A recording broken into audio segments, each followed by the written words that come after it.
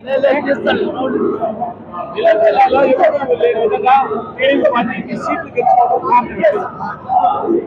నమస్కారం. ముందుగా జిల్లా ప్రజలకి అదేవిధంగా రాష్ట్ర ప్రజలకి తెలుగుదేశం పార్టీ కోసం కష్టపడినటువంటి ప్రతి కార్యకర్తకి హృదయపూర్వక ధన్యవాదాలు తెలుపుకుంటా ఉన్నాం. ఇది ఎన్నడూ చూడనటువంటి విజయం.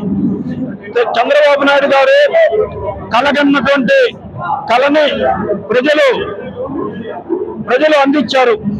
ఆ ప్రజలకి మా వంతు సేవ చేయడానికి తెలుగుదేశం పార్టీ కార్యకర్తలు కానీ నాయకులు కానీ అందరం కూడా కష్టపడి ఇచ్చిన మాటను నిలబెట్టుకునే దానికి ప్రతి ఒక్కరూ ప్రయత్నం చేస్తాం. అయితే వైఎస్ఆర్ కాంగ్రెస్ పార్టీ నాయకుల పొగురు, వైఎస్ఆర్ కాంగ్రెస్ పార్టీ నాయకుల అహంభావం, నెల్లూరు జిల్లాలో మంత్రిగా పనిచేసినటువంటి వ్యక్తికి గుణపాఠం చెప్పారు. ప్రజలు కూడా వింటున్నారనేది కూడా లేకుండా ఇష్టారాజ్యంగా మాట్లాడినటువంటి మంత్రులు కానీ అదేవిధంగా ముఖ్యమంత్రి కానీ మాట్లాడే విధానం ఎలా ఉందంటే ఒక అసెంబ్లీ, అది అసెంబ్లీ కాదు, రౌడీల అసెంబ్లీగా మార్చినటువంటి సంఘటన ప్రజలు చూసి ప్రజలు ఈరోజు వినూత్నమైన తీర్పునిచ్చారు.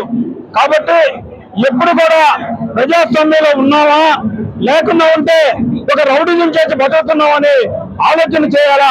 అట్లా కాకుండా ఇష్టారాజ్యంగా మాట్లాడి చంద్రబాబు నాయుడు గారి కుటుంబాన్ని అయితే ఇష్టారాజ్యంగా మాట్లాడినటువంటి వడారి నానికి, అనిల్కి, పేరు నానికి, మంత్రివర్గ రోజాకి, వీళ్ళందరికీ బుద్ధి చెప్పినటువంటి ప్రజలకి మరొక్కసారి ధన్యవాదాలు తెలుపుకుంటా ఉన్నా.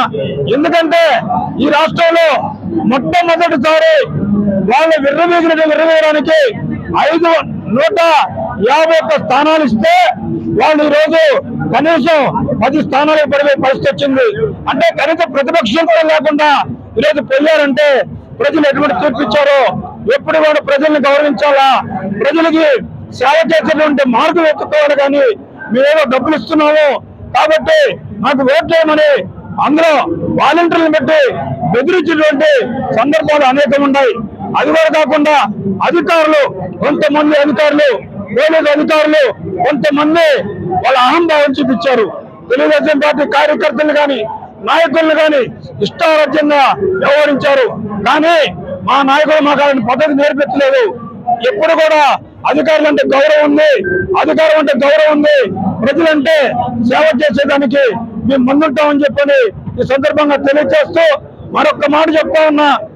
ఎప్పుడు కూడా ప్రజల ఆగ్రహానికి గురి కాకుండా ఉండాలంటే ప్రజా సేవ చేసేదానికి మాత్రమే ముందుండాలని చెప్పని తెలియజేస్తా ఉన్నా. ఈ విజయం ఆంధ్ర రాష్ట్ర ప్రజలకి సొంతం.